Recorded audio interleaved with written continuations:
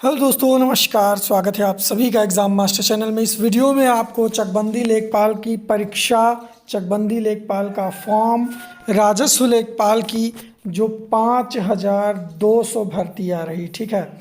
चकबंदी लेखपाल 2015 में हुआ था, अब राजस्व लेखपाल होगा 2020 में। तो राजस्व लेखपाल भर्ती के फॉर्म, राजस्व लेखपाल भर्ती का सिलेबस में कौन कौन से टॉपिक आपसे पूछे जाएंगे, मतलब पाठ्यक्रम में ये आपको पता होगा कि कितने प्रश्न आएंगे, क्या है, कैसे है, सारी चीज़ें आपको इस पूरे वीडियो में कंफर्म हो जाएगी, एक एक टॉपिक। और बेस्ट नोट्स आप कैसे प्राप्त कर सकते हैं प्रैक्टिस सेट सहित।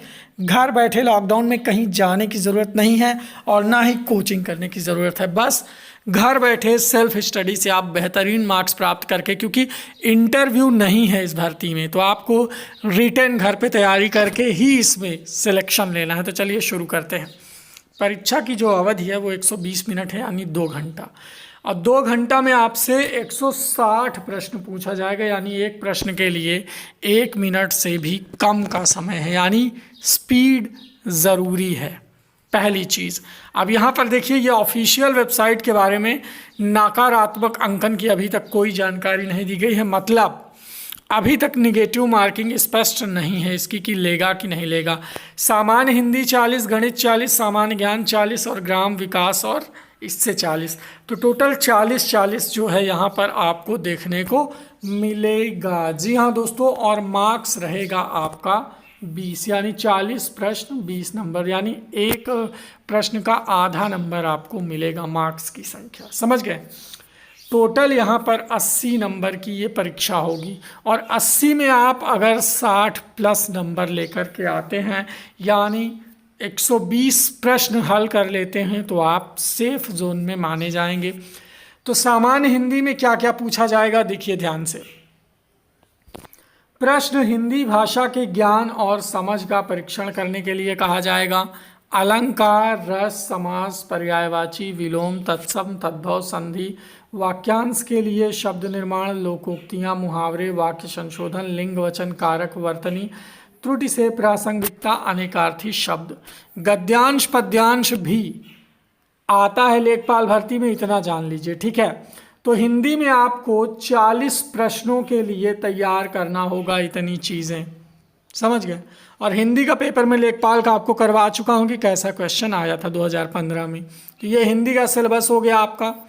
इसके बाद गणित का स्तर हाई स्कूल का होगा, याद रखिएगा। हिंदी का स्तर इंटरमीडिएट था। फोकस एरिया मेंसुरेशन पर होगा, एरिया नाप जोख मेंसुरेशन पर होगा, ठीक है। विस्तृत सिलेबस देख लीजिए। अंक गणित और सांख्यिकी में संख्या प्रणाली, प्रतिशत, लाभ हानि सांख्यिकी, तथ्यों का वर्गीकरण, आवृत्ति वितरण, सरलीकरण, सारणीकरण, संचयी आवृत्ति, तथ्यों का निरूपण, bar chart, pie chart, histogram, frequency बहुभुज, केंद्रीय माप, समानांतर माध्य और मोड।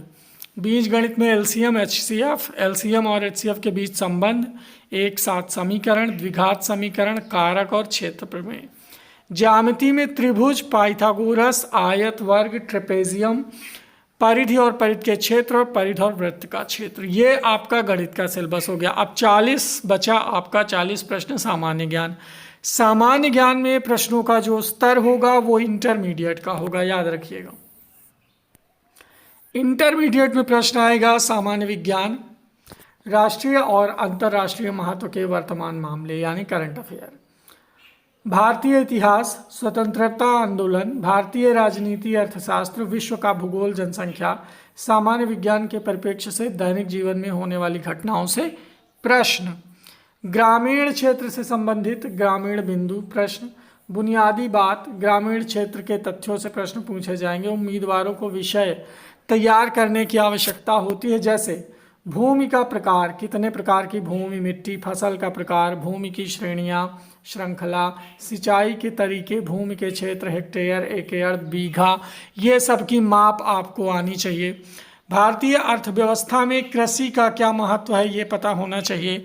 कम उत्पादन के लिए कौन कौन से कारण हैं, भूमि को जोतने के कौन कौन से तरीके हैं, झूम खेती विधि वगैरह, भूमि व्यवस्था, भूमि सुधार, किराएदार सुधार, कृषि से संबंधित अलग अलग माप और अलग अलग पैमाना, सहकारी कृषि, सहकारी आंदोलन।